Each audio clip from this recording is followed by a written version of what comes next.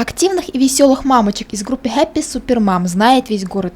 Инициативные молодые женщины не раз проводили различные благотворительные мероприятия. На днях они организовали еще одну акцию «Посади свое дерево и сбереги его». Целью является то, чтобы посадить в нашем городе как можно больше деревьев, чтобы озеленить наш город.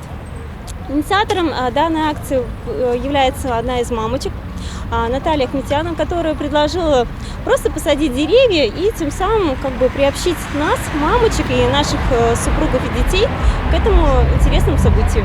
Я искренне благодарю ЖКХ, который поспособствовал тому, чтобы наша мечта осуществилась. Они нам дали как саженцы, дали нам воду, тем самым мы посадили и наши деревья. Также я благодарю всех мамочек, кто принял активное участие. Озеленение – отличный повод собраться всей семьей и поработать физически, а главное – уникальная возможность сделать наш город еще привлекательнее. Посадить свое семейное или именное дерево в этот день могли все желающие. Когда я, допустим, выкапываю землю, сажаю туда саженец, у меня в душе чувство гордости. Это я делаю уже не для себя, не на своем участке, а для города, для всего города, чтобы это видели все. Я хочу, чтобы все горожане также относились хорошо к чистоте в городе и принимали участие также на благо города.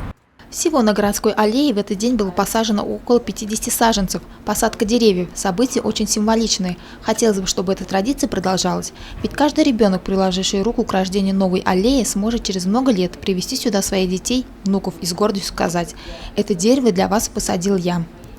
Альфия Янчурин, Радмир Исангул, Гульгинар Скильдин, телекомпания СТВ.